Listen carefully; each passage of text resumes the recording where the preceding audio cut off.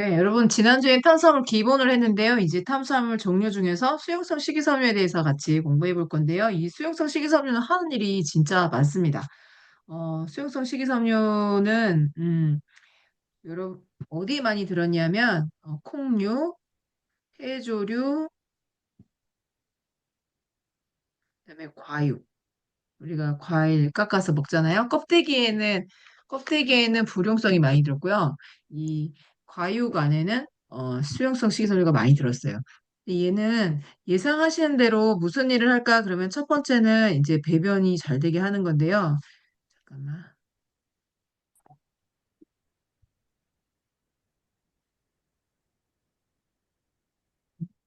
얘를 형성해서 변이 되게 물렁물렁하게 해줘요.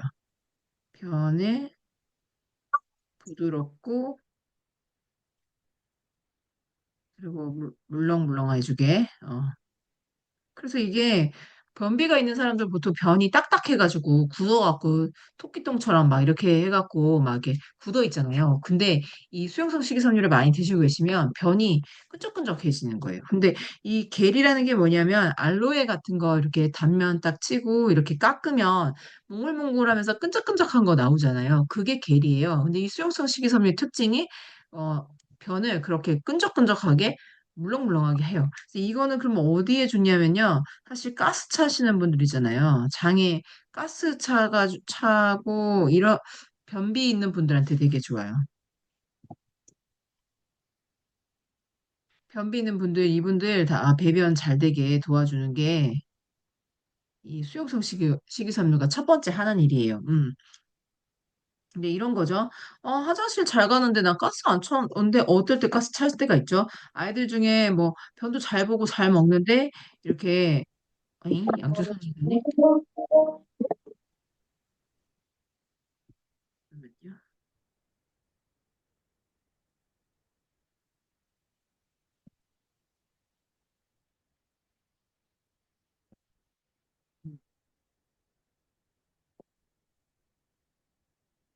그래서 아이들 중에 이제 가스 차가지고 가스 찬 게 아니고 배가 아프다고 막 떼굴떼굴 구를 때가 있어요. 그러면은 노인들도요 화장실 잘 못 가실 경우에 그런 경우에 이 수용성 식이섬유 아메에서 이렇게 판매하는 거 원하시는 있거든요. 유동을 선택, 결제 방법을 선택. NH 체험카드는 IC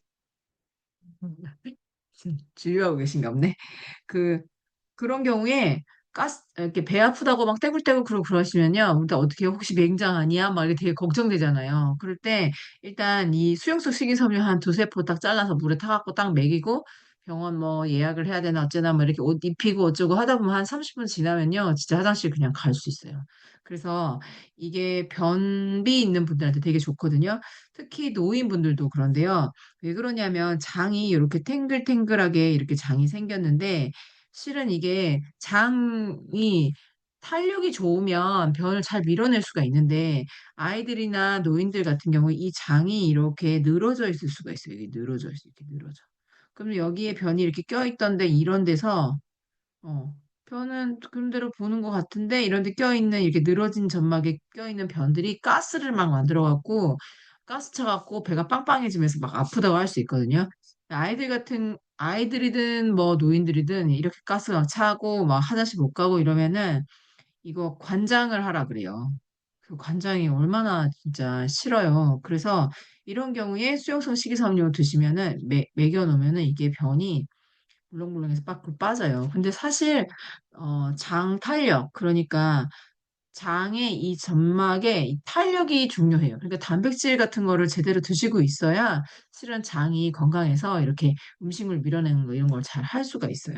그래서 일단 가스 차거나 변비 있거나 이런 또 노인분들 이런 분들한테 좋고요. 왜 그러냐면 이 수용성 식이섬유는 물을 안 먹어도 변을 부드럽게 해줄 수 있는데 불용성 식이섬유 같은 애들은 물을 안 먹으면 똥꼬가 막혀요. 그래서 정말 관장해야 돼요. 음, 그 아메이의 5비츠라고 있는데 그게 불용성 3, 수용성 1 이렇게 해갖고 원래 자연계에 가장 그 식이섬유 조성이 잘 돼 있는 게 그러니까 그러니까 원래 우리 식물 뭐 채소, 과일 뭐 이런 것들 보면은 불용성 식이섬유가 3이면은 수용성이 1 이렇게 돼 있어요.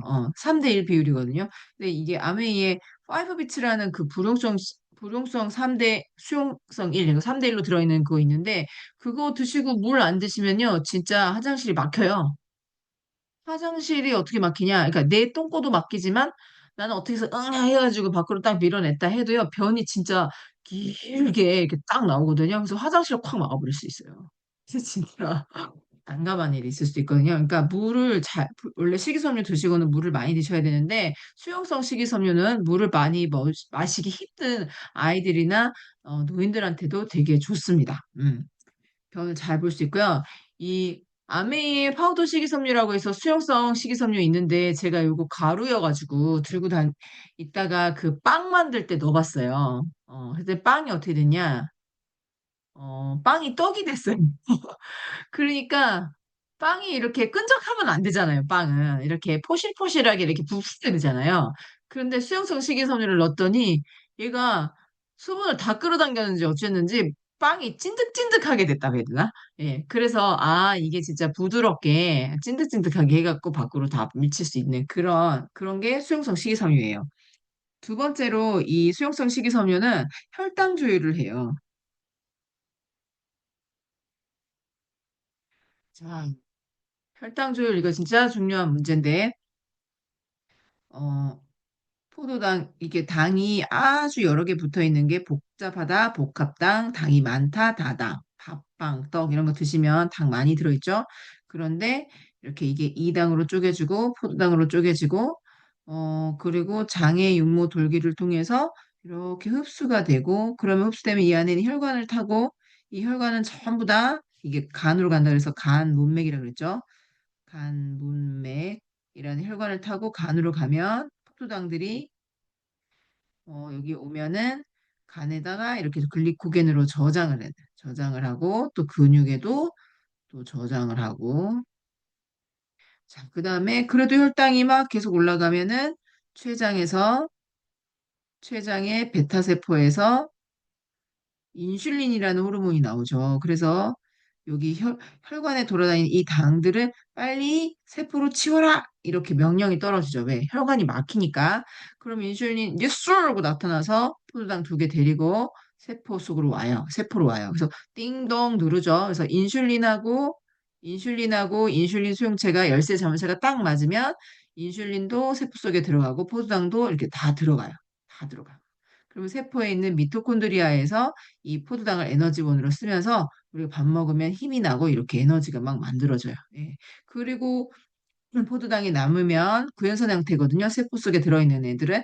얘네들은 밖으로 또 나와요. 남아 돌면은, 나올 때는 인슐린 필요 없어요. 나와가지고 혈관에 다시 돌아다니는데, 이때 한 8개 정도 포도당 모아가지고 중성지방 전환 효소인 구연산 라이아제라고 하는 효소가 있어요. 그 효소가 구연산 라이아제. 이 효소가 이 포도당 8개를 다 모아가지고 중성지방으로 변신! 이렇게 해갖고 지방이 돼요. 그럼 이 중성지방이 내 배둘레 햄에 확 저장되면 이게 이제 내장지방이 되는 거예요. 자, 근데 이제 혈당 조율 얘기하면서 여기까지 왔는데요. 자, 보세요. 이 당이 많이 붙어 있는데 식이섬유는 뭐라 그랬어요? 아밀라제가 자를 수 없는 아밀라제라고 하는 소화효소, 또 알파 글리코시다제라고 하는 이 소화효소들이 자를 수가 없게 베타 결합으로 막 붙어 있는 한 40몇 개가 이렇게 막 결합 형태가 소화효소가 자를 수 없는 모양으로 결합된 게 이 식이섬유거든요. 그럼 여러분 보세요. 이렇게 복잡한 당이 소화효소 가서 자르려고 그래도 이 당이 안 돼. 그 포도당도 안 돼. 그럼 혈당이 어떻게 돼요? 혈당이 확 올라가겠어요? 천천히 올라가겠어요? 자를 수가 없으니까 천천히 올라가는 거예요. 그러면 혈당이 천천히 올라가면 췌장도 일을 천천히 해요? 빨리빨리 해야 돼요? 췌장도 일을 천천히 해도 돼. 진짜 좋네. 그러니까 다 천천히 일을 해도 되게 하는 게 식이섬유예요. 그래서 혈당이 아주 천천히 올라가게 해준다. 그래서 GI 수치라는 게 있는데요. 글리세릭 인덱스라 그래서 이게 지수거든요. 혈당 지수. 그 혈당을 제일 잘 높이는 음식이 뭘까요? 혈당 최고로 잘 높이는 애는 설탕이에요, 설탕. 그래서 혈당 지수는 뭐냐면은 설탕하고 비교했을 때 얼마나 혈당을 많이 올리는 음식인가? 그런 게 혈당 지수거든요. 그래서 설탕하고 비교해갖고 너무 설탕이랑 거의 똑같아. 그런 음식을 고혈당 음식이라고 해요. 그다음에 설탕이랑 맞짱을 떠보니까 한 중간 정도밖에 못 올리네? 그걸 중혈당이라고 하고요. 중혈당 음식 그리고 아이고 설탕이랑 비교했더니 뭐 혈당은 별로 안 올리네? 그걸 저혈당 음식이라고 해요. 자, 우리가 뭐 먹어야겠어요? 저혈당 음식 먹어야겠죠. 설탕을 딱 먹고요. 스피를 딱 뽑아가지고 혈당을 재요. 설탕 50g을 먹고 내 혈당을 딱 재요. 재는 다음에 2시간이 지난 다음에 다시 피를 딱 뽑아가지고 혈당을 재요. 2시간 경과 후 혈당. 이거를 100으로 딱 놔요. 그러니까 포도당 어, 설탕 50g 딱 먹고 2시간 지난 다음에 혈당이 얼만큼 올라가는지 수치를 100으로 딱 놓고 아, 그럼 감자는 고혈당이야, 중혈당이야, 저혈당이야? 이렇게 내가 감자 좋아하는데, 나 고구마 좋아하는데, 걔는 혈당을 얼마나 올려? 이렇게 고민해 볼 수 있잖아요. 왜 다이어트나 이제 당뇨 있으신 분들은 혈당 안 올리는 거 음식 먹어야 되잖아요. 많이 안 올리는 음식 먹어야 되잖아요. 그러면은, 뭐, 어떤 게 혈당이 누가 기준이야? 뭐 설탕이라는 거. 설탕하고 둘이 맞짱 떴을 때, 얼만큼 혈당을 올리나. 이거 갖고 고혈당, 중혈당, 저혈당. 이렇게 말하는 거예요. 그럼 나는 감자를 테스트해보고 싶다. 근데 감자 한 3개쯤 쪄서 먹어요. 거기에 포도당이 50g 들어있다. 그럼 3개 쪄 먹고요. 아유, 감자 개수가 그냥 조그만한 거 감자 한 5개 먹어야겠네. 그러면 5개. 그 기준은 그 안에 있는 포도당의 양이에요. 그래서 설탕 50g 먹고 잰 거랑 비교해야 되니까 뭐 감자 한 3개쯤 먹으면 설탕이 50 있다. 그러면은 그걸 먹고 2시간 지나서 혈당 올라가는 걸 보는데요. 저혈당은 60, 60, 한 60 정도까지 올라가는 게 저혈당 음식이에요. 저혈당이 50이다. 50이에요. 숫자가 헷갈린다. 그러니까 설탕하고 반타작도 안 되는 거? 그게 저혈당 음식이에요. 중혈당은요, 51에서 69. 그러니까 70까지 안 가는 거? 고혈당은 70부터 100. 뭐 한 90 얼마 나왔다 그러면 거의 뭐 설탕이나 뭐 똑같다 이렇게 생각하시면 돼요. 자, 여러분, 어, 통밀빵이랑 통빵이랑 현미밥 얼마일 것 같아요? 현미밥. 현미밥하고 통밀빵, 현미밥, 통밀빵.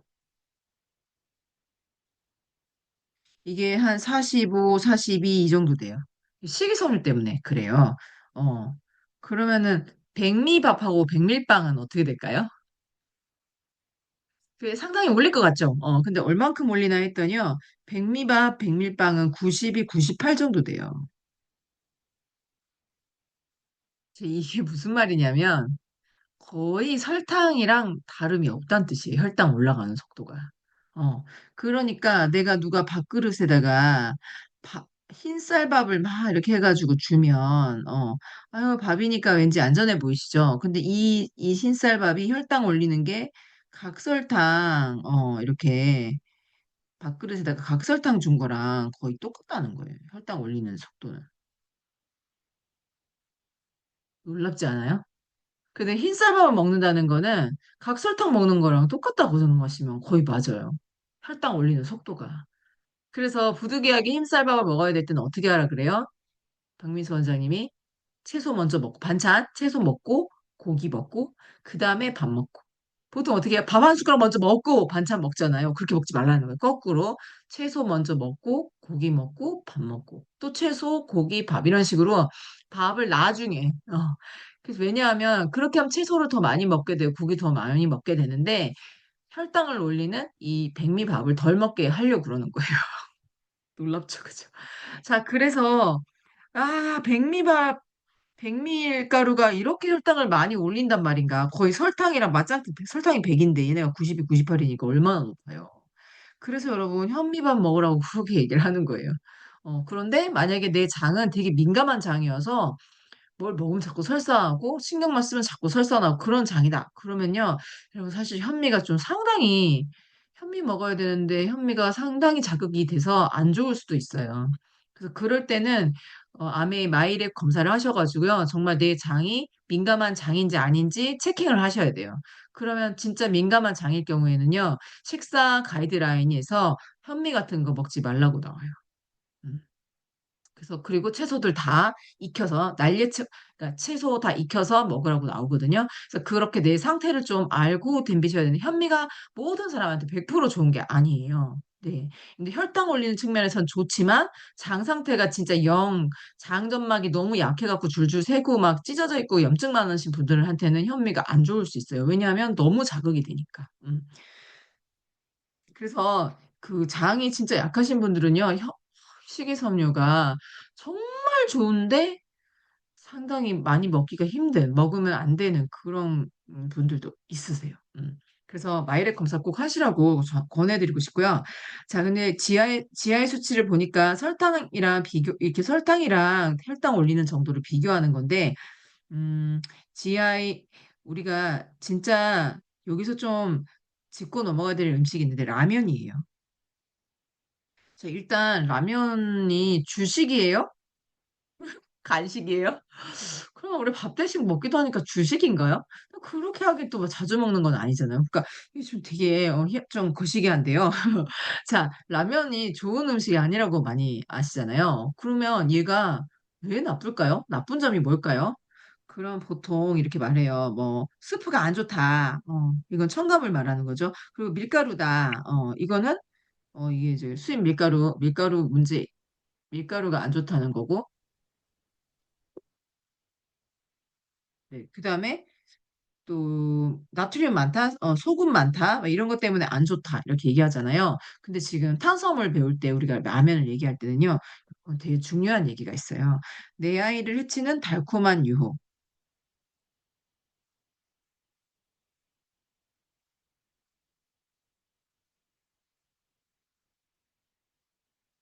이 책에 라면 이야기가 나와요. 저 진짜 제일 인상 깊었던 대목이에요. 왜냐면 라면은 우리가 보통 스프 안 좋다, 밀가루다, 소금이다, 튀겼다, 기름 안 좋다, 막 이렇게 이 정도가 보통 사람들이 아는 라면의 위해성이거든요. 그런데 이 책에 보면은 이 라면이 탄수화물 측면에서 상당히 혈당을 올리는 음식이라고 나와요. 그게 어떤 거냐면요.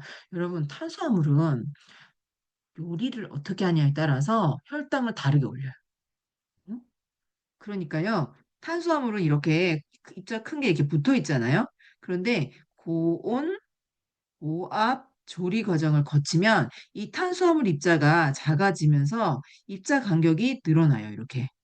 따닥따닥 붙어 있던 게 이게 성그러지는 거예요. 그리고 한 번 더 고온 고압 요리를 하면 이렇게 입자가 작아지고 입자 간격이 이렇게 넓어진다는 거죠.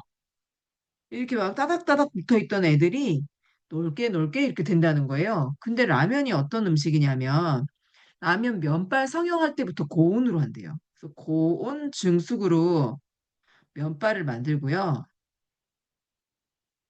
그리고 고온에서 튀기고요. 또 고온 튀기고 건조시키고 그다음에 또 집에 가면은 고온으로 소비자가 삶아요.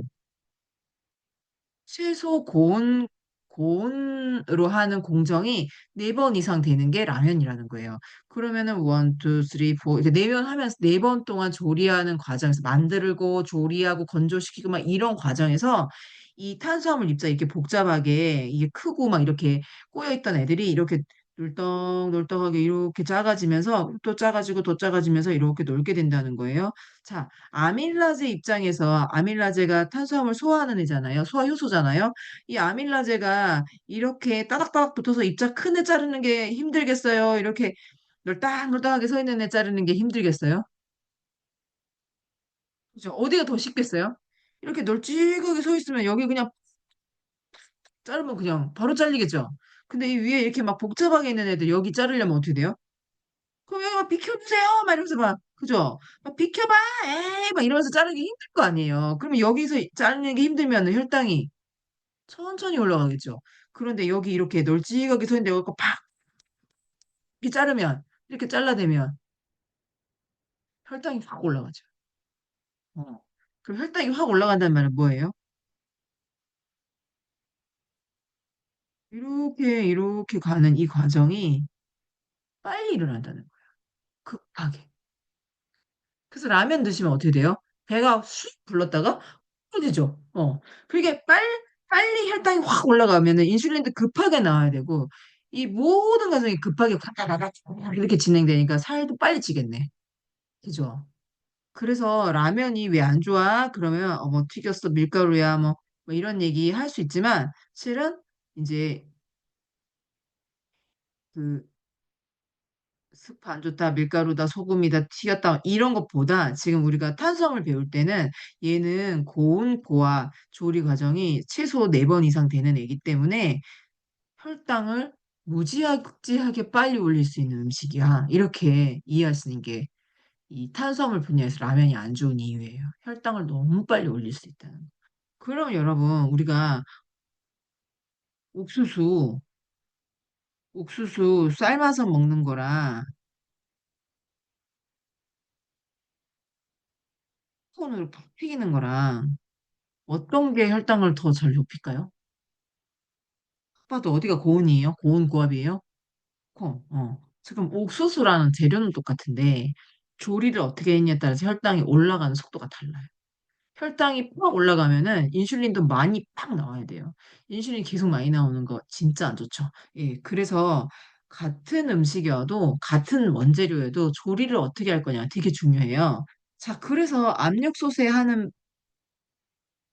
밥 맛있죠? 거운에가 칙칙칙칙칙 이렇게 해가지고 나오는 그 밥. 쫀득쫀득하고 맛있잖아요. 자, 냄비밥 어때요? 밥알이 막 쫀득하진 않죠. 날라다니죠. 그죠? 근데 어디가 고온 고압이에요? 압력솥이 더 고온 고압이죠. 그러면은 인슐린이 더 빨리 팍 나온다는 거예요. 압력솥밥 드시면. 제가 왜 이 얘기를 할까요? 저 이거 몰랐으면 저는 세상에 좋다는 압력솥 다 사 밥 해 먹을 수 있는 사람이에요. 가족들이 맛있게 밥 먹는 거 너무 행복하지 않아요? 그렇게 살았을 사람인데요. 저 이거 알고 나니까요. 뭔 짓을 진짜 비싼 냄비 사가지고 압력솥 스텐으로 된 거 기백만 원 하잖아요. 그런 거 사가지고 맛있지 하면서 막 먹였는데 우리 애들 막 당뇨 와. 그러면 안 되잖아요. 그래서 제가 지금 이 얘기를 왜 하냐. 여러분 집에 압력솥으로 밥해서 드시는 거 한 번만 생각해 보시라는 거예요. 늘 먹는 밥이 혈당을 막 올리는 형태로 돼 있는 그런 조리 도구를 내가 쓰고 있는 게 아닌가? 이걸 한 번만 생각해야 돼요. 제가 그래서 이거 책 읽고요. 전기 밥솥 있잖아요. 쿠쿠 전기 밥솥. 쿡쿡 하면서 밥 해주잖아요. 그냥 치웠어요. 냄비에다가 냄비밥 해먹기 시작했어요.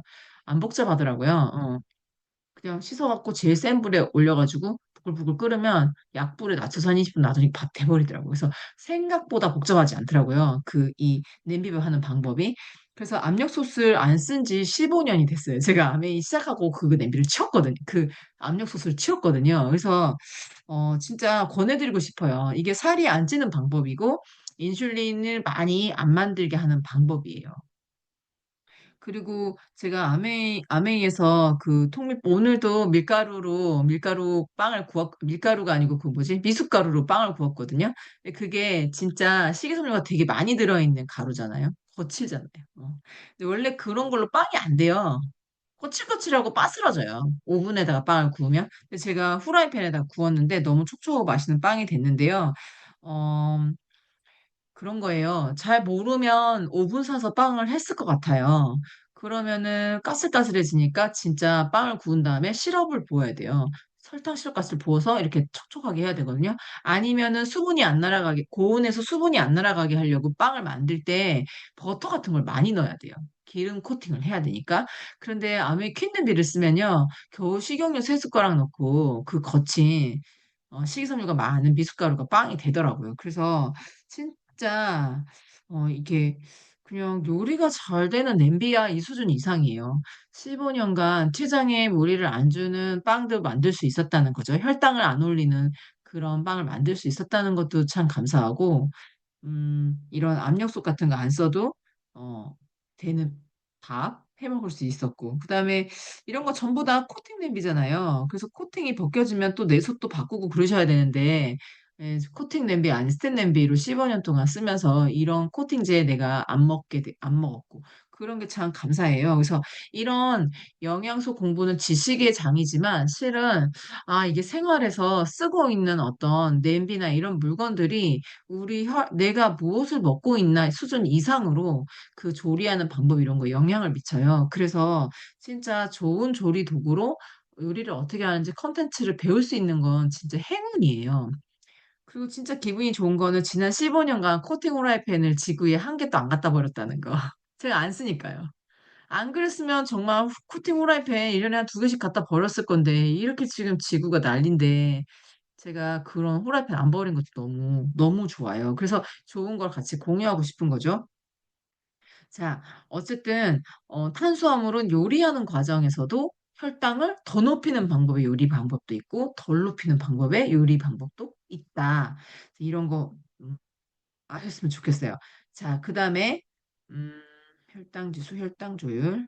자, 세 번째, 식이섬유가 하는 일은요. 자, 오염 물질 배출. 여러분, 우리 장 점막이요. 이렇게 꼬불꼬불하게 생겼지만, 여기를 또 이렇게 떼가지고 딱 이렇게 보면 아주 따닥따닥따닥 이렇게 붙어 있어요. 그래서 타이트하게 붙어 있다. 그래서 타이트 정션 이렇게 말하고요. 이 장세포가 이렇게 딱 조밀하게 딱딱 붙어 있는데, 영양소가 들어가는 구멍이 있죠. 있는데, 다이옥신 같은 이런, 나쁜 물질들 있잖아요. 독성분들이 있잖아요. 이런 애들이 이 다이옥신 같은 애들은 영양소 들어가는 구멍보다 더 작은 입자들이 있다는 거예요. 그럼 얘가 장점막으로 들어올 수도 있잖아요. 그럼 이거 어떻게 해요? 진짜 나쁜 건데. 근데 식이섬유를 드시면 식이섬유가 입자가 크니까 이렇게 입자가 큰 애가 이런 다이옥신 같은 안 좋은 환경 호르몬 그리고 영양소보다 입자 큰 애들을 딱 붙여가지고 밖으로 배설시킬 수 있어요. 그러니까 장 청소 될 수 있죠. 예. 장을 깨끗하게 만들 수 있어요. 근데 이 나쁜 애들 중에 다이옥신 같은 환경 호르몬도 있지만 조금 이따 얘기할 건데 담즙살이라는 것도 있어요. 담즙살은 나쁜 놈은 아니지만 음, 어느 곳에 있느냐에 따라서 나쁜 놈이 될 수도 있어요. 얘가 대장암 뭐 일으키는 원인 물질이 될 수가 있거든요. 그러니까 어디까지 가면 안 되는 거냐면 대장까지 내려가면 안 되는 앤데 혹시 대장까지 내려가면은 얘가 대장의 용종을 일으키는 원인 물질이에요. 그래서 근데 이 담즙산은 뭐냐면 쓸개즙이에요. 그럼 뭐 하는 애냐? 지방 소화 효소. 지금 상당히 중요한 일을 하는 애인데 왜 나쁜 놈이야? 그랬을 때 얘가 대장까지 밀려 내려가면 나쁜 일을 한다는 거예요. 소장에서는 괜찮은데. 이건 조금 이따가 더 자세하게 설명해 드릴게요. 그리고 이제 콜레스테롤 조율을 해요.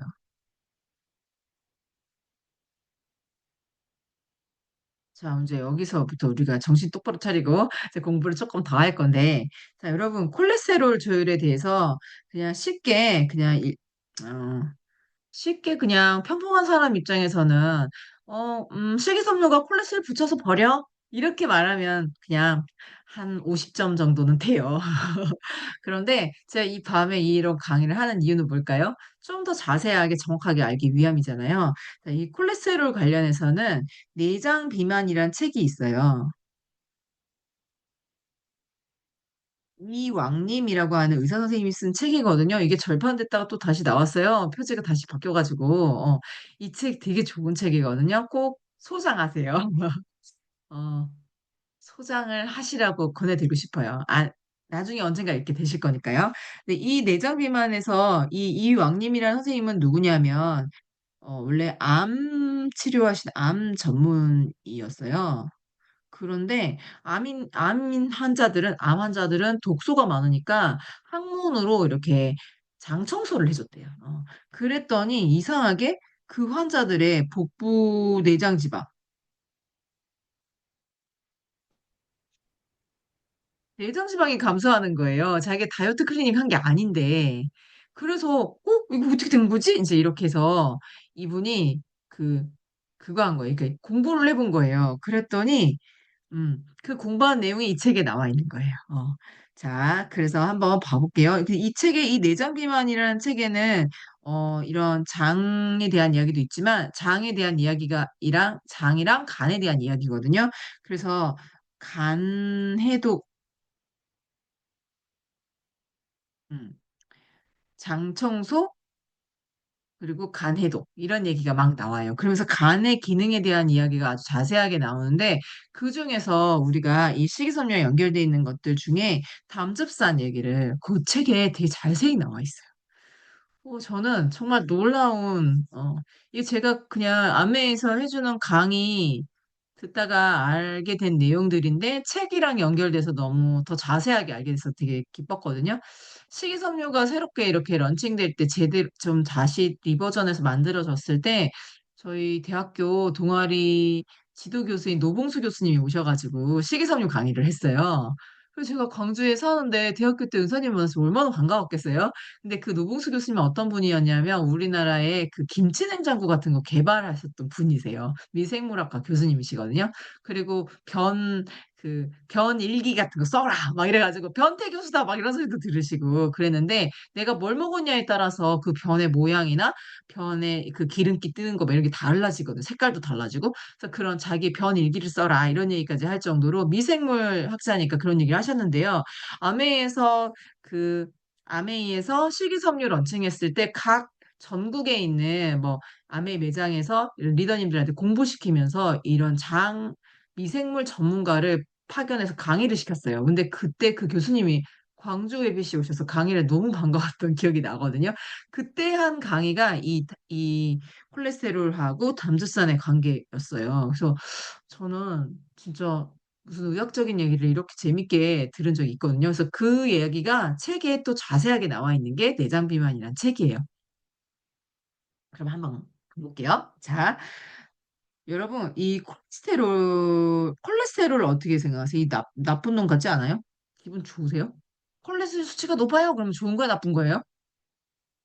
별로야. 그죠? 예, 나쁜 놈 있고 좋은 놈 있다 이 정도는 아시죠? 그죠?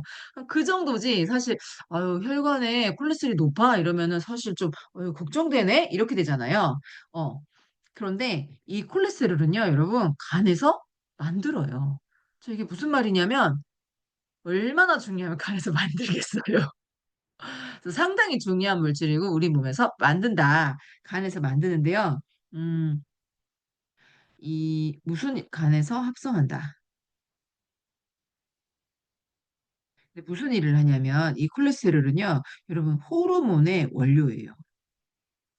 그래서 남성 호르몬 만들고요. 딱 봤더니 주인님이 여자네? 그러면 여성 호르몬으로까지 번져요. 남성 호르몬 먼저 만들고 그다음에 주인님이 여자면 여성 호르몬 가고 또 스테로이드 호르몬 이거 뭐예요? 몸 안에 염증이나 이런 거 생겼을 때 해주는 약이잖아요. 이런 호르몬들 다 콜레스테롤로 만들어요. 자, 그럼 또 성장 호르몬, 성 호르몬 막 이런 거 다 콜레스테롤로 만들어요. 그래서 콜레스테롤 억제제를 막 먹고 있으면 정력 떨어진다. 혹시 이런 말 들어보셨어요? 이게 안 생깁니다. 호르몬이 안 되니까요. 음. 그다음에 두 번째로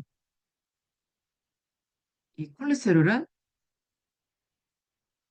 자, 자외선하고 콜레스테롤이 만나면 비타민 D가 돼요, 비타민 D. 자, 그리고 우리나라 사람들 99% 비타민 D 농도가 낮대잖아요. 그런데 다 만들 수 있다. 어떻게? 밖에 나가서 햇빛을 쬐고 있으면 된다는 거죠. 그런데 그게 안 되잖아요. 그래서 비타민 D 없어갖고 다 주사 맞고 계시거나 약 먹고 계시잖아요. 예, 그리고 이렇게 만들 수 있다. 잘 콜레스테롤 가지고 만든다. 또 세 번째는 이게 신경 전달 물질이에요. 그래서 스타팅 계열의 콜레스테롤 억제제를 너무 장기간 복용할 경우에 단기 기억 상실증이 와요. 그러니까 치매처럼 기억이 안 나는 거예요. 어. 장기로 드셨을 때. 근데 콜레스테롤 약은 장기로 드시고 계시잖아요. 예. 그래서 이거 콜레스테롤 약, 스타틴 계열의 약물들 너무 계속 먹고 있으면 기억상실증 와요. 이런 얘기 혹시 들어보셨어요? 진짜 위험해. 또 네 번째로는 이 콜레스테롤이 뭘 만드냐면은 간에서 담즙산의 원료가 돼요.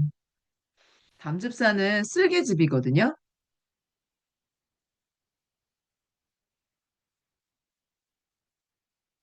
요거는 지방 소화효소예요. 우리가 그 계란 후라이를 해도 지방, 뭐 기름칠 해가지고 이렇게 계란 후라이 하시고 이러시면은 무조건 지방이 몸에 들어오니까 그걸 소화하려고 담즙산이 필요하거든요. 그때 이거를 콜레스테롤 갖고 다 만들어요. 몸에서. 간에서 막 만드는 거죠. 이렇게 많은 일을 한다는 거죠. 자, 그런데 여러분, 이렇게 간이 이렇게 있으면요. 요 위가 있다고 해보세요. 이렇게 위가 있어요. 그러면은 위 바로 밑에 있는 장을 십이지장이라 하거든요. 이 손마디 한마디 이게 12개 붙어 있어서 십이지장이라 그래요. 12개가 있어서. 그래서 위가 있고 그다음에 요 밑에 뭐가 있냐면 췌장이 있어요. 췌장. 여러분 이 췌장은 소화를 하는 기관이에요. 소화효소를 만드는 기관이에요. 우리가 인슐린 만드는데 아니에요? 맞아. 인슐린도 만드는데 소화효소 아밀라제, 리파제, 프로테아제 그런 소화효소를 만드는 애예요. 그러면 이 췌장의 간이 이 십이지장에 이렇게 딱 연결돼 있어요. 이렇게 뚫려 있어요.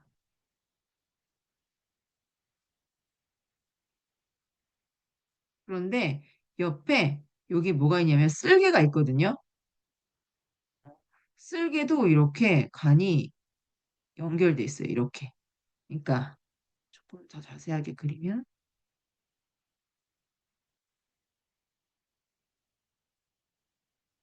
이렇게 연결돼 있어요.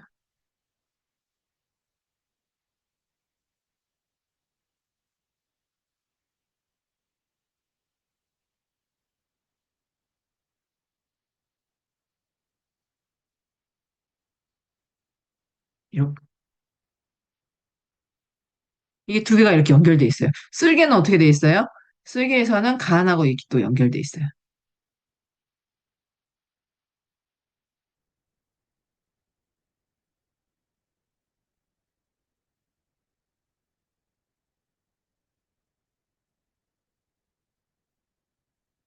이렇게 연결돼 있어요. 그래서 하루 종일 담즙산 만들어서 쓸개에 저장을 해요.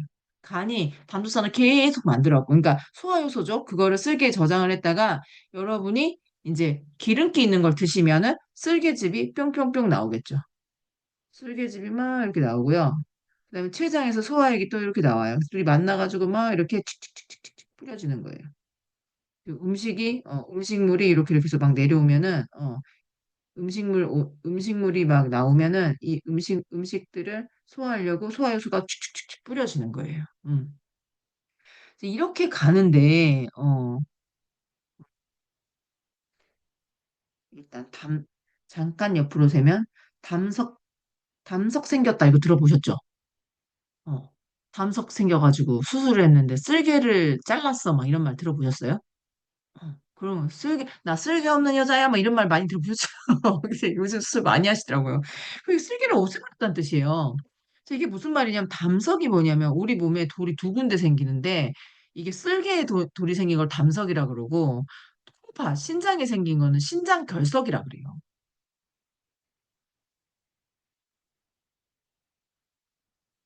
신장 결석은 뭐냐면은 콩팥에 생긴 칼슘이에요. 칼슘. 칼슘 덩어리가 콩팥에 걸린 거예요. 그게 신장 결석이고요. 담석은 뭐냐면은 이거는 이 쓸개즙, 그러니까 담즙산이 굳어가지고 돌이 된 거예요. 그러니까 콜레스테롤이 굳은 거예요.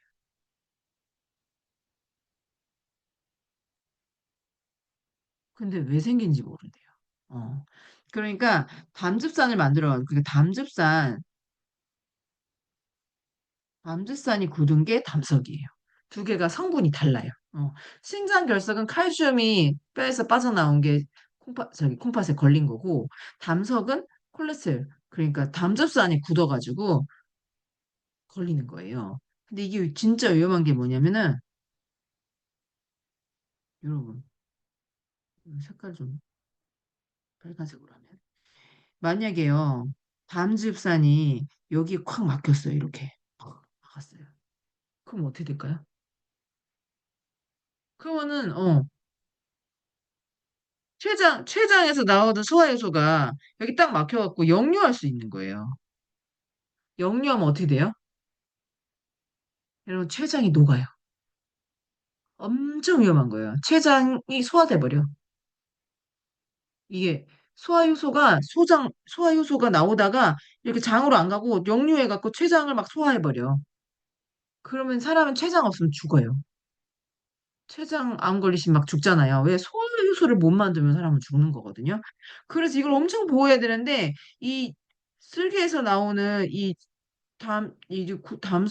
담석이 여기를 콱 막았다. 이거 완전 비상사태예요. 그래서 어떻게 해요? 쓰게 잘라. 이래 가지고 얘 없어도 췌장에서 리파제 그 지방 분해하는 소화효소 만드니까 췌장은 없어도 돼. 그 잘라버리는 게 수술하는 거예요.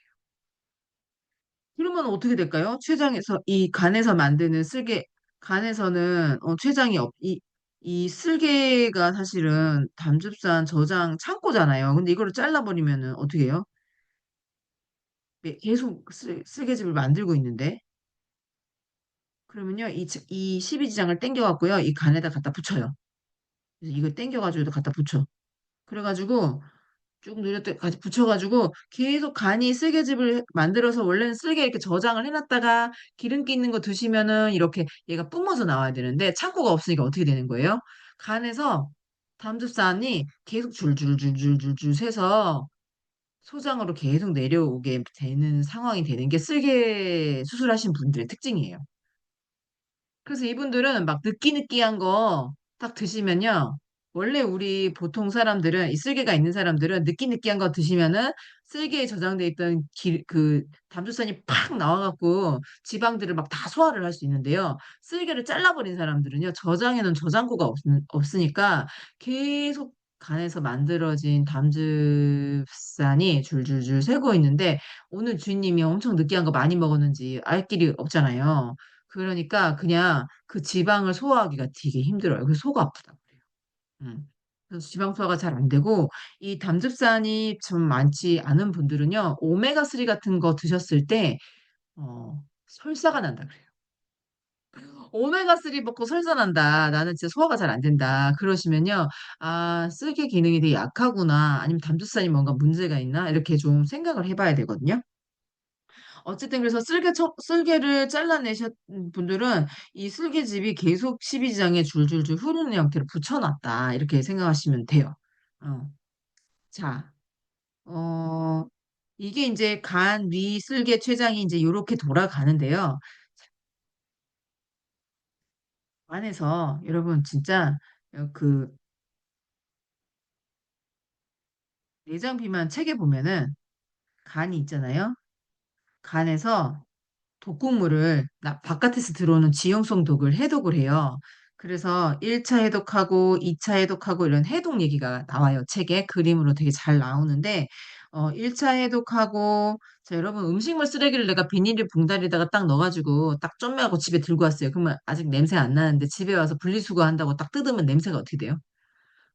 더 냄새 막 나죠. 그죠? 그런 것처럼 나쁜 독이 몸에 들어왔을 때 1차 해독을 하고 나면 활성산소가 되게 많이 나오고요. 더 나쁜 물질이 만들어진대요. 그래서 2차 해독을 할 때 이게 2차 해독을 할 때 글루타치온 합성 과정인데요. 글루타치온이라고 들어보셨죠? 요즘은 되게 유명하잖아요. 먹기도 하고 바르기도 하고 뭐 이렇게 주사도 맞고 하시는데 이 글루타치온 포화 과정에서 이 해독해야 되는 물질을 깨끗하게 좀 덜 해로운 물질로 해독을 해서 내보내는 거예요. 이게 글루타치온이 해독할 때 나오는 필요한 물질이거든요. 자, 그런데 나쁜 애를 해독해가지고 이 최종 산물을 밖으로 버리는 방법이 두 가지가 있는데 하나는 소변으로 버리는 거예요. 자, 이게 우리가 고기 먹으면 나오는 암모니아 같은 거를 간에서 요산으로 바꿔가지고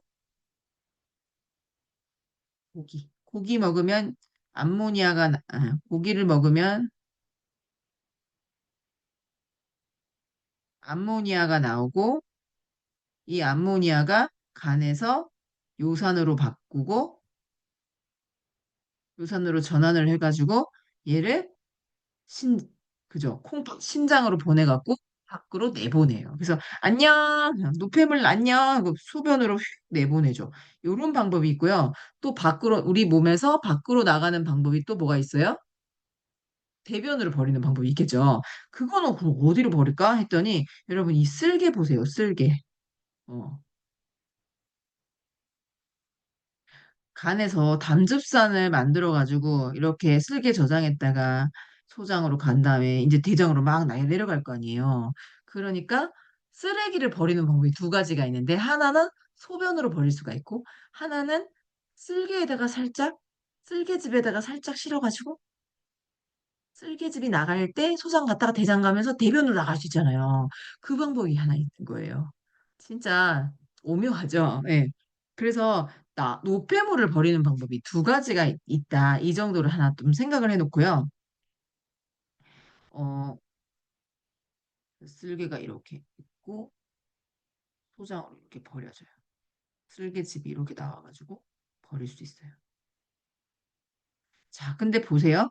근데 우리 간이 하는 일이 여러 가지가 있는데 간은 첫 번째 해독을 해요. 두 번째, 그다음에 영양소 합성도 하고요. 합성, 해독. 그다음에 영양소 저장도 해요. 글리코겐 같은 거 저장하잖아요. 그다음에 지방의 에너지 대사. 지방을 막 에너지로 막 바꿔요. 이런 일을 한단 말이에요.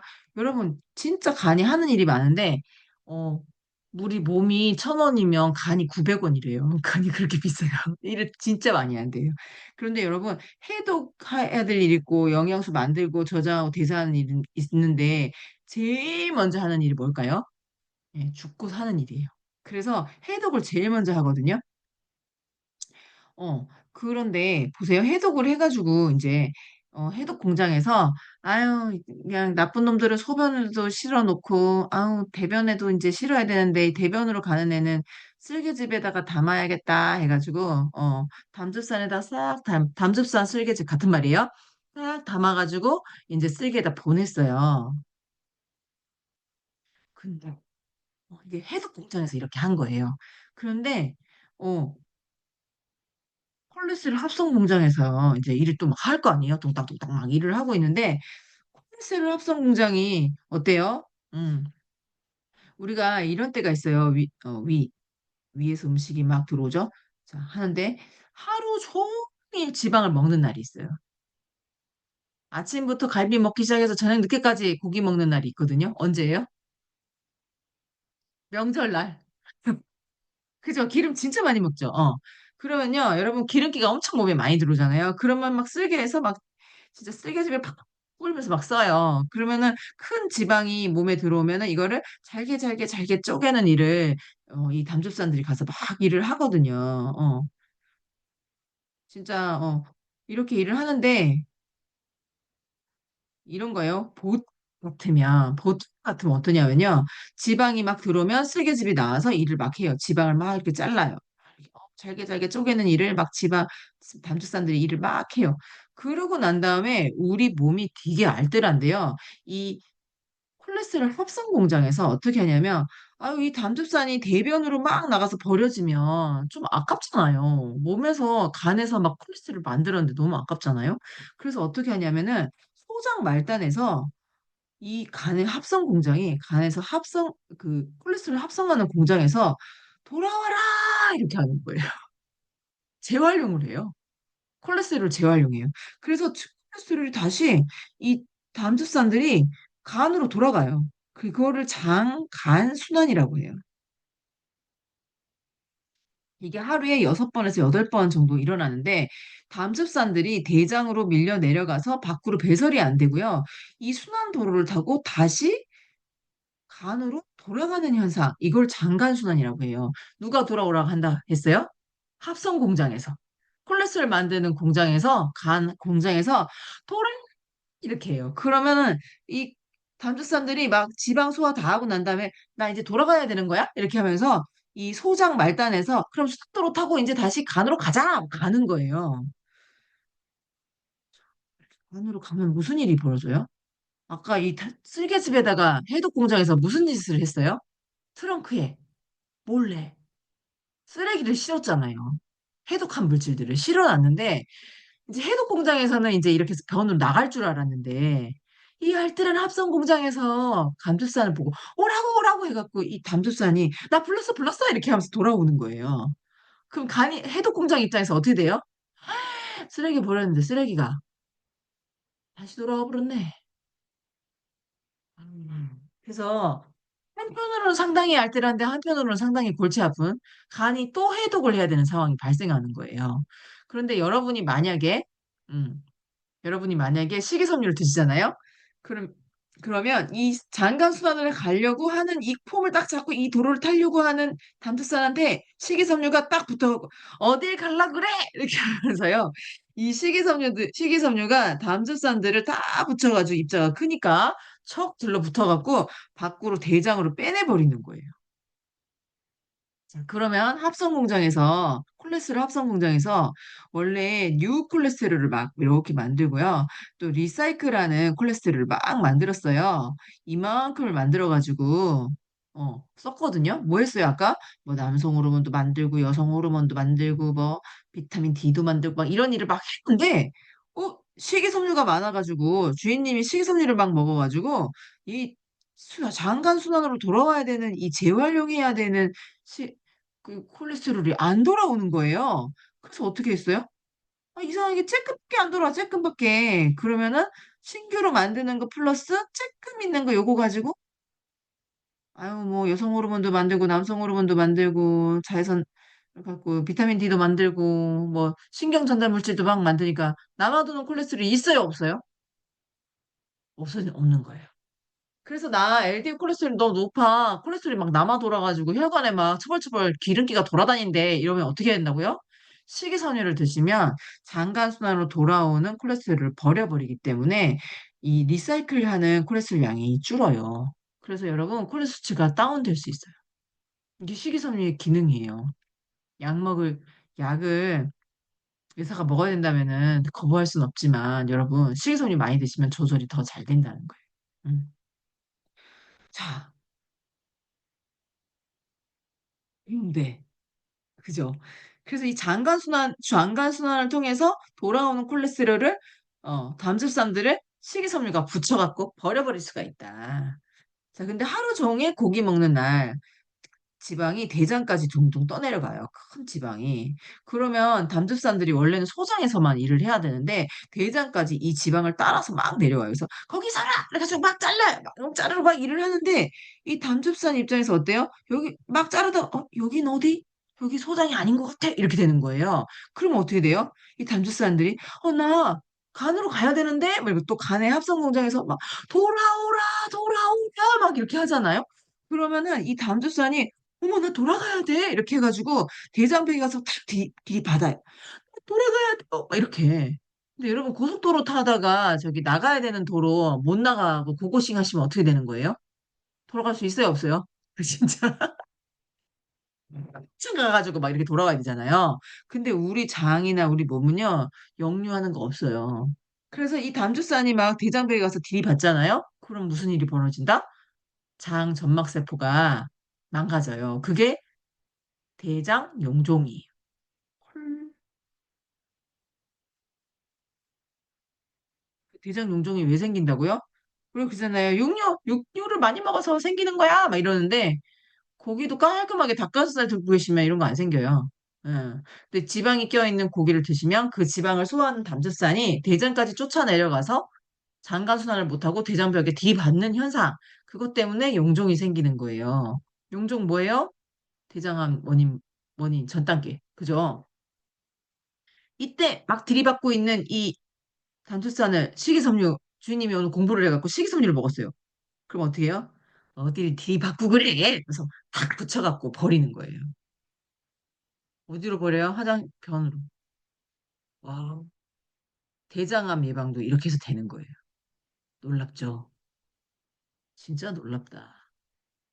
그래서 이 담즙산 여기 올라오시면 콜레스테롤 조율은 어, 장가순환을 막아서 콜레스테롤을 버리니까 재활용하는 콜레스테롤이 안 돌아오니까 콜레스테롤 양이 준다. 남는 콜레스테롤 양이 준다.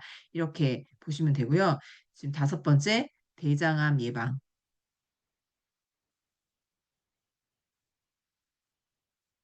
용종을 예방할 수 있어요. 제가 저희 그 은사님 오셔서 이 강의를 하셨어요. 너무 재밌더라고요. 근데 이거를 정확하게 장간순환 그림까지 그려서 나와 있는 책이 내장 비만 책이에요. 전 내장 비만의 책을 나중에 알게 됐는데요. 너무 이렇게 딱 싱크로돼서 너무 좋았어요. 평범한 사람들한테 그 강의를 또 그 교수님 불러다가 들을 수는 없잖아요. 근데 책에 너무 자세하게 설명돼 있으니까 읽으면 되죠. 근데 대장암 예방은 어 담즙산 대장벽에서 용종을 만들고 있는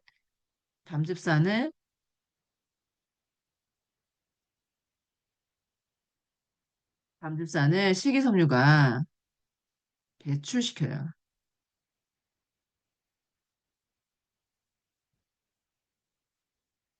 대장암이 안 와요. 와, 놀랍더라고. 그럼 식이섬유 진짜 꼭 드세요. 당뇨 예방하죠. 대장암 예방하죠. 정말 엄청나죠. 그죠? 하나 더 있어요. 이 대장에 있는 박테리아들의 밥이 돼요. 이 식이섬유는 대장 박테리아의 밥이 되거든요. 그래서 뭘 만들어요? 그 유명한 포스트바이오틱스,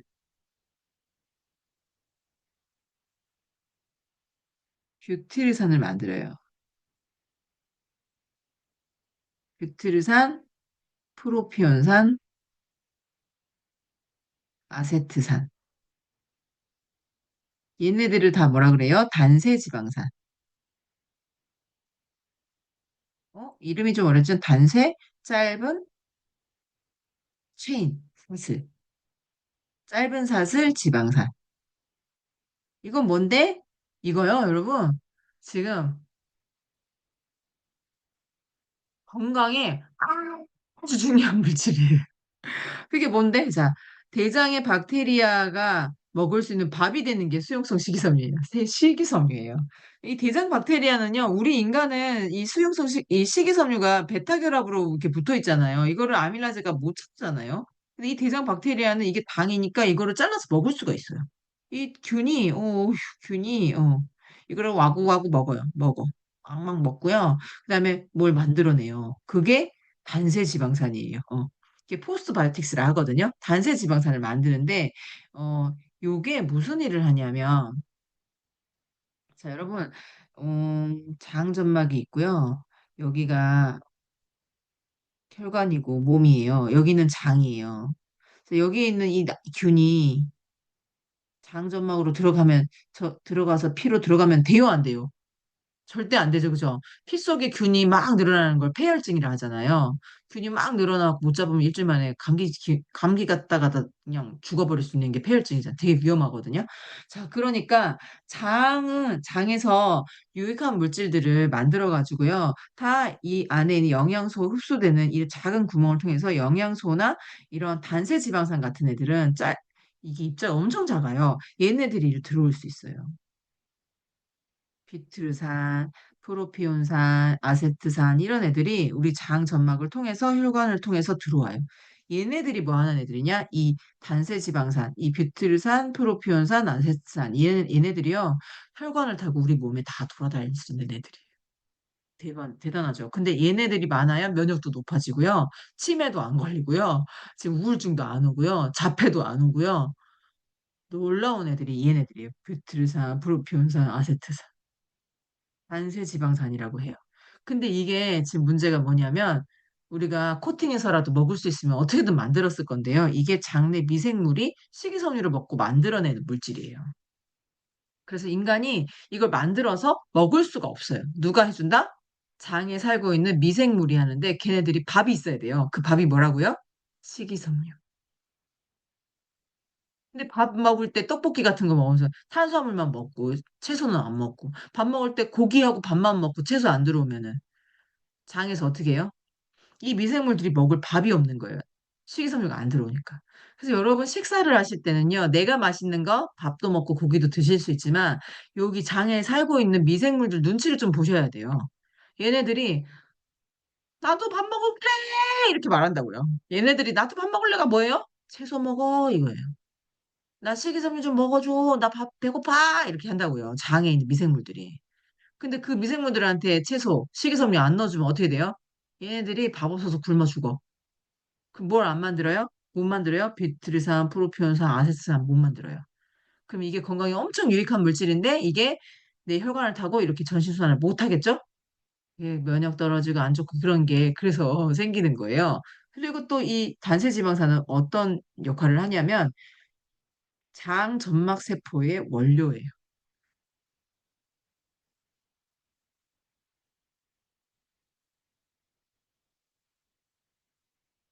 자, 여러분 우리 장이 짱짱하려면 장은 단백질로 돼 있으니까 프로테인 많이 먹어야 돼요. 이렇게 많이 알고 계시는데요. 여러분 그건 50%고요. 50%는 이 단세지방산이에요. 그러니까 누구를 밥을 먹여야 돼요? 장에 살고 있는 미생물한테 밥을 먹여야 돼요. 식이섬유를 먹어야 된다는 거죠. 그래서 지금 만병의 근원은 장이다 이런 얘기하는 게 왜 그러냐면 장 점막이 헐겁거나 이렇게 찢어져 있어 개구멍이 있거나 아니면 얘네들이 따닥따닥 붙어 있어야 되는데 이렇게 따닥따닥 안 붙어 있고 막 부어가지고 부 이렇게 막 이렇게 이 벌어져 갖고 이렇게 구멍이 났다거나 이러면 어떻게 해요? 여기로 막 나쁜 세균, 똥도 막 들어올 수 있고 나쁜 애가 다 들어오잖아요. 그러니까 이게 장이 만병의 근원이란 말이 무슨 말이냐? 찢어진 장, 헐거워진 장, 타이트 정션이 따닥따닥 붙어 있어야 되는데 이게 느슨하게 풀어진 장. 이런 장으로는 장 속에 들어있는 나쁜 물질들, 유해균들, 그런 것들이 다 우리 피 속으로 들어올 수 있다는 얘기예요. 피로 들어오면 이제 그 순간 어떻게 돼요? 피 타고 혈 타고 온몸 돌아가면서 나쁜 짓 할 수 있다는 거죠. 그래서 장 점막이 짱짱하다? 딱딱딱 잘 붙어 있다? 이거는 엄청 건강해서 1번이라는 거예요, 지금. 말하자면 성벽이 좀 짠짠 이게 단단해가지고 성벽을 뚫고 다른 나쁜 놈들이 못 들어오게 하는 거. 그게 장 점막이 이렇게 어, 장 점막이 타이트 정선이 이렇게 딱 단단하게 붙어 있는 거. 염증 없고 이렇게 되는 거거든요. 그게 누가 한다? 음, 이 장에 사는 균들이 식이섬유를 먹고 만들어내는 이 단세 지방산. 이 뷰트르산, 프로피온산 이런 애들이 장 점막도 짱짱하게 해주고 그다음에 얘네들이 전신 순환하면서 몸에서 이렇게 좋은 역할들을 한다는 거예요. 와, 그래서 이게 포스트바이오틱스 균형이라는 말로 표현이 되고 있어요. 우리 몸에서 이런 균들이 만들어내는 물질들을 포스트바이오틱스라 하는데요.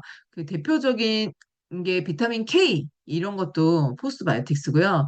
그다음에 뭐 여러 가지 물질들이 있어요. 근데 그 중에서 이런 단세지방산들이 하는 일이 아주 중요해서 이거를 포스트바이오틱스 균형의 지표로 삼고 있거든요. 그래서 마이랩 해가지고 내가 체변해서 보내면 내 포스트바이오틱스 균형이 어떻게 되나 이런 얘기 할 때 보면은 이 뷰티르산, 프로피온산, 아스트산의 균형에 대한 얘기가 나오고 얘네들의 양이 늘어나야지만 좋은 장이다. 장내 환경이 좋다. 이렇게 얘기합니다. 그래서 제가 그 마이랩에서 음, 처방받은 유산균 그것만 먹으면 되는 줄 알았어요. 그래서 처음에 3번 받았다가 6번 받았다가 한 1년째 이렇게 먹었는데 이 포스트바이오틱스가 안 늘어나는 거예요. 그래서 진짜 난 좋은 거 먹었는데 왜 안 늘어날까 했더니요. 나중에 알았잖아요. 채소를 안 먹었네, 채소를. 균을 엄청 넣어주면서 밥을 안 줬더니 얘네들이 일을 못하는 거예요. 그래서 이 포스트바이오틱스 단세지방산이 안 늘더라고요. 그래서 나중에 알아차려가지고요. 제가 이제 생활 습관 성형 그래갖고 지중해 식단으로 바꾸면서 육류를 줄이고 채소를 많이 먹었어요. 현미도 많이 먹고요. 그랬더니 포스트바이오틱스가요. 예, 상위 5%. 100명 중에 5등 했어요. 엄청 좋은 거죠. 예, 그런 상태로 바뀌더라고요. 근데 결국 뭐예요? 음식이 바뀌어야 돼요. 어, 채소 많이 드세요. 근데 지금 채소가 너무 비싸죠. 근데 식이섬유, 아메이스도 파는 식이섬유도 있거든요. 갈아가지고 프로틴 드실 때 꼭 같이 드시라고 권해드리고 싶어요. 그래서 대장 박테리아의 밥이 되는데 이거는 정말 만병의 근원을 막는 방법이다. 포스트바이오틱스의 양을 늘리는 방법은 식이섬유를 드시는 거다. 자, 그런데요. 그중에서 이 뷰틸산이라는 이 단세지방산이 얘가요, 혈관 타고 간으로 가요. 그래가지고 간에서요, 콜레스테롤 합성 공장에 가가지고, 합성할 때요, 합성할 때 작동하는, 효소들이 있잖아요. 이 효소를 방해해요. 그래서 콜레스테롤을 좀 그만 만들어! 이렇게 하는 거예요. 와, 대박. 식이섬유가 재활용하는 콜레스테롤을 버렸죠? 그리고 신규로 만드는 콜레스테롤, LDL 만드는 데 가가지고 좀 더 덜 만들어! 이렇게 해버리는 거예요. 그러면은 뉴 콜레스테롤하고 리사이클 콜레스테롤 중에서 이렇게 만들던 거를 식이섬유가 조금 재활용하는 거를 못하게 해서 버리니까 조금밖에 리사이클이 안 되고, 그다음에 이 효소 작용을 뷰트리산이 가서 방해하니까 신규로 만들어지는 것도 조금밖에 못 만들어요. 그러면 이 작은 거 가지고 뭐 여성 호르몬, 남성 호르몬 만들고, 비타민 D도 만들고 신경 전달 물질도 다 만들고 나면 남는 콜레스테롤이 있을까요, 없을까요? 엄청 줄일 수 있어요. 그래서 콜레스테롤을 줄이고 싶으면 어떻게 된다? 식이섬유 많이 먹고 장내 미생물이 활성화돼서 뷰틸산이 늘어야 된다. 근데 그게 핵심이 어디에 있다? 식이섬유에 있어요. 자, 그래서 여러분, 식이섬유를, 그러니까 채소를 잘 먹는 건요, 암 예방하죠. 뭐, 이렇게 콜레스테롤 문제, 혈관 막히는 거 해결하죠. 혈당, 당뇨 예방하죠. 3대 질환이잖아요. 암, 심혈관 질환, 혈관 막히는 거, 그다음에 당뇨, 뭐, 이거 완전히, 진짜 성인병, 베스트 3 다 해결해 볼 수 있는 게 식이섬유예요. 진짜 너무 좋지 않아요? 뭐 아메이에서는 한 뭐 3만 얼마 해요. 수용성 식이섬유는 진짜 비싸지도 않아요. 그래서 여러분, 근데 이 얘기를 왜 이렇게 1시간 동안 하겠어요? 이게 진짜 아주 베이스 있으시게 아주 베이스 너무 중요해요.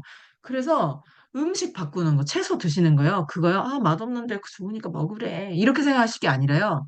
내가 밥으로 먹는 거, 내가 밥, 탄수화물, 단백질, 지방 이건 내 건데 내 원료인데 채소는 어떻게 된다? 내 장에 살고 있는 반려균. 자, 반려견 그러죠. 우리가 동물들 반려동물이라 하잖아요. 걔네들 요즘 웬만하면 유기농 맛있는 거 주시더라고요. 좋은 거 주시더라고요. 자, 여러분은 나의 건강을 책임지고 있는 이 장내 미생물들에게 밥을 잘 주고 있나? 이거 한 번만 생각하시고요. 이게 제대로 돼야지만 내 건강이 책임져지는데요. 그게 바로 식이섬유라는 거예요. 자, 그래서 식이섬유가 하는 일이, 이렇게 대장 박테리아 밥이 되고, 대장 암도 예방하고, 그다음에 콜레스테롤 조율도 하고, 오염물질 나쁜 거. 그러니까 담즙산이 아까 대장 점막에서 용종을 만든다 그랬죠. 그때 딱 붙여서 버리고. 예. 이런 일들을 하는 게 수용성 식이섬유가 하는 일입니다. 자, 좀 어려웠죠? 그냥 어렵지만 이렇게 생각하시면 돼요. 아, 콜레스테롤 붙여서 버려? 이렇게 생각하시면 돼요. 그냥. 걔 누가 콜레스테롤 수치가 높대. 나 고지혈이래. 이러면 여러분 고지혈이라 그러면 어떻게 된다 그랬어요?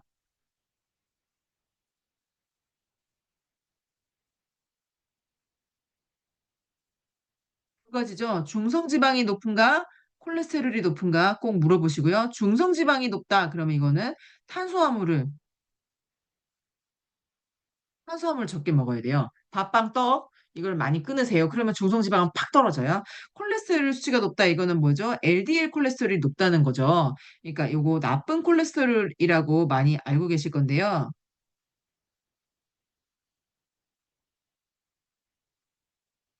자, 콜레스테롤이 높아, 나쁜 콜레스테롤 수치가 높아, 이러면요, 우리가 어떻게 해야 되냐면, 간 수치는 정상이야? 이렇게 한 번은 꼭 물어보세요. 내 간 수치 괜찮나? 왜냐면 간에서 콜레스테롤 만들잖아요. 그래서 콜레스테롤 수치는 실은 음식으로 조절하는 게 아니고, 간이 건강해야지만 이 수치를 조절할 수 있어요. 그래서, 뭐, 오징어는 콜레스테롤 많이 들었더라, 먹지 말자, 막 이렇게 해봤자 소용없어요, 여러분. 그게 들어오는 거 가지고 별로 조절이 안 되는 게 콜레스테롤이에요. 그런데 만약에 내가 중성지방 수치도 높고 그렇다. 그러면은 음식 조심하셔야 되는데 나는 다른 거 다 정상이다 그러시면은 음식으로 조절할 수 있는 건 아니에요. 간 기능이 좋아져야 되거든요. 그래서 간 수치 있냐고 물어보면 다들 간은 괜찮은데 이상하네. 막 이러면요. 갱년기에는 호르몬을 덜 만들잖아요. 그러니까 콜레스테롤이 남는 거예요. 자, 그래서 콜레스테롤, LDL 콜레스테롤 수치가 많이 높아요. 이러면 식이섬유를 많이 드세요. 이렇게 채소를 많이 드세요. 채소를 많이 드세요. 식이섬유 많이 드세요. 이렇게 얘기하는데 실은 이 LDL 콜레스테롤은 간에서 만들어 가지고 각 조직으로 보내는 일 좀 해야 되는 콜레스테롤이에요. 예. HDL은 좋은 콜레스테롤이라고 알려져 있지만 사실 얘는 쓰고 남은 거라서요. 간으로 소환해서 이제 분해해버리는 분해할 그런 콜레스테롤이에요. 그래서 이 HDL은 바람 빠진 럭비공처럼 쭈글쭈글하게 이렇게 퍼지게 생겼고요. 이 LDL은 탱탱하게 생겼어요. 그래서 왜 얘가 나쁜 놈이라고, LDL을 나쁜 놈이라고 얘기하냐면, 여러분, LDL은 이 콜레스테롤이 어떻게 생겼냐면요. 여기에 콜레스테롤이 있고, 그다음에 중성지방도 들어있고, 단백질도 들어있는데요. 로 LDL이 로 덴서티 리포프로테인, 즉 단백질 함량이 낮다는 뜻이에요. 그래서 콜레스테롤 LDL은 단백질이 조금 들어있고 HDL은 하이 덴서티니까 리포프로테인 단백질 단백질이 많고 중성지방 콜레스테롤은 조금 있는 게 HDL이에요. 그래서 사실 이 HDL은 쓰고 남은 애예요. 그러니까 이제 버려져야 되는 애고 콜레스테롤 많이 데리고 이제 여성기관 가갖고 호르몬 만들어야 되고 막 이런 일 해야 되는 애가 LDL이거든요. 근데 이게 혈관 안에서 만약에 활성산소 O2 마이너스 나쁜 놈을 만났어요. 그럼 이게 만약에 이 깡패가 와가지고 여기를 빡 때려 부신다고 하면 어떻게 될까요? HDL은 때려 부셔봤자 지방 누출 이렇게 나올 지방이 별로 없어요. 지방이 별로 없거든. 콜레스테롤 양 없는 애예요. 그런데 LDL이 만약에 터졌다. 그러면 어떻게 돼요? 단백질 조금이면 콜레스테롤 양이 많은 애예요. 그러니까 기름 유출이 많겠죠? 그럼 이 LDL이 기름 유출이 많아갖고 얘가 찌리리 밖에 나오면 혈관에 처벌처벌 붙겠죠? 그래서 혈관이 막히게 할 수 있어서 나쁘다! 이렇게 얘기하지만 실제로는 일 좀 하러 가려고 이제 출근하려고 하는 애가 LDL이에요. HDL은 이제 퇴근해 가서 간으로 와갖고 이제 다 분해해갖고 이제 그만해! 이제 이렇게 할 애들이거든요. 그러니까 역할을 한다 그러면 LDL이 일을 더 많이 할 애들인데 왜 나쁘냐면 혈관에서 활성산소에서 깨졌을 때 기름 유출이 많은 애가 LDL이어서 LDL이 나쁘다. 이렇게 얘기하는 거거든요. 근데 실제로는 일을 해야 되는 애들이에요. 그런데, 어, 밀가루 똥배란 책이 있어요. 이거 북틸링 할 때 꼭 오세요. 지금 다 얘기할 순 없고 이 밀가루 똥배에서 이제 이 LDL 얘기가 나와 있는데 사실 그 책에 자세하게 안 나와 있어요. 콜레스테롤 관련된 책들을 읽어보면요. LDL은 A타입하고 B타입이 있는데 여러분 B타입이 이게 아주 작은 비비탄 모양, 비비탄. 작은 모양이에요. 그래서 작은 콜레스테롤이라고 요즘에 많이 알려져 있거든요. 이게 진짜 나쁜 놈이에요. 왜 그러냐면요. 이거는 터지면요. 그냥 혈관에 다 가서 박혀요. 기름이 그냥 가서 덕지덕지 붙는 애들이에요. 근데 A타입은 입자가 커가지고 그렇게 해가 없는 애야. 덕지덕지 들러붙지 않는데요. 그리고 HDL도 이게 좋다고 알려져 있지만 이것도 1타입이 있고 2타입이 있는데 2타입. 2타입이 이게 입자 크기가 작은 애예요. 그리고 작은 애가 다 안 좋아요. 혈관에 들러붙는 애들이에요. 그래서 사실은 콜레스테롤이 뭐가 좋다, 나쁘다 이렇게 얘기할 게 아니거든요. 근데 밀가루 똥배에서 어떤 얘기를 하냐면 우리가 LDL 수치가 리더님 여러분들이 혈액 검사 하시면 피 검사 하잖아요. 나 LDL이 높대 이렇게 얘기할 때 이 LDL이요. 실제로는 측정치가 아니랍니다. 뭐라고? 그러니까 내 피에 있는 거를 재가지고 나오는 게 아니라는 거예요. 이거는 계산치래요. 계산. LDL 수치가 여러분 건강검진표에 LDL 얼마 있어요 하고 나오시면요. 그거 진짜 잰 게 아니고 계산한 거라는 거죠. 그럼 계산이 뭐냐면은 총 콜레스테롤에서 총 콜레스테롤 양에서 빼기 HDL, 그 다음에 중성지방 나누기 5. 중성지방은 양이 많아서 중성지방 양에서 나누기 5를 한 양을 뺀대요. 그러면은 이게 LDL이라는 거예요. 나머지는 LDL이라고 이렇게 계산을 한대요. 자, 그런데 여러분, 그런데 이 LDL이 이렇게 계산 나온 이 LDL이 B타입인지 A타입인지 알 수가 없다는 거예요. 갑자기 콜레스테롤 강의가 됐는데, 자, 이게 무슨 말이냐? 자, 제가 하고 싶은 얘기는요. 여러분 피 검사했을 때 LDL 수치 나온 거 가지고 나 이 수치 낮으니까 괜찮다 하고 생각하면 안 된다는 거예요. 수치 낮게 나왔다고 괜찮다고 했을 때가 아니고요. 이거 계산한 값인데 낮게 나왔어도 이게 B타입이 많으면 혈관이 상당히 막힐 수 있다는 뜻이에요. 음, 왜? 그러면은 어떻게 하면 정확하게 알아요? 그러면요, 비싼 검사를 해야 돼요. LDL을 진짜 재주는 그 서비스가 있더라고요. 근데 그냥 여러분 피 검사하는 그런 검사에서는 LDL 수치는 실은 총 콜레스테롤에서 빼기 이렇게 해가지고 HDL 빼고 중성지방 빼고 나오는 수치라는 거죠. 자, 그래서 이거를 너무 맹신하시면 안 된다는 거. 건강 100세 지금 우리가 건강에 관심이 진짜 많은데 그냥 1년에 한 번씩 하는 피 검사에서 LDL 수치가 적정하다 그거 가지고 안심하고 계실 일은 안 된다. 반드시 수용성 식이섬유 같은 거 많이 먹고 계시고 간 관리 잘 하고 계시라는 얘기를 하고 싶어요. 네. 자, 조금 오버했습니다. 다들 너무너무 수고해서 좀 어렵죠? 어려운데요. 그냥, 채소 많이 먹어야겠네? 장내 미생물한테도 필요하고 혈당 조절도 되고 대장암 예방도 하고 콜레스테롤 수치도 줄여주고 좋네. 이렇게 딱 생각하시면 돼요. 네. 그래서 그냥 편하게 생각하시지만요. 좀 이렇게 베이스 지식은 있으셔야 돼서 제가 책 얘기를 많이 했잖아요. 그 책들 소장하시고 그 책 안에 이런 내용이 되게 자세하게 나와 있어요. 그래서 원전은 언젠가는 읽으시겠죠? 그래서 못 읽으시더라도 갖고는 계셔야 돼요. 그래서 누가 아프다 그러면 그게 그 어느 책에 있었다고 했는데 그 책을 찾아볼 수 있게 그렇게 하시면 좋겠습니다. 다들 수고하셨습니다. 감사합니다. 감사합니다. 감사합니다.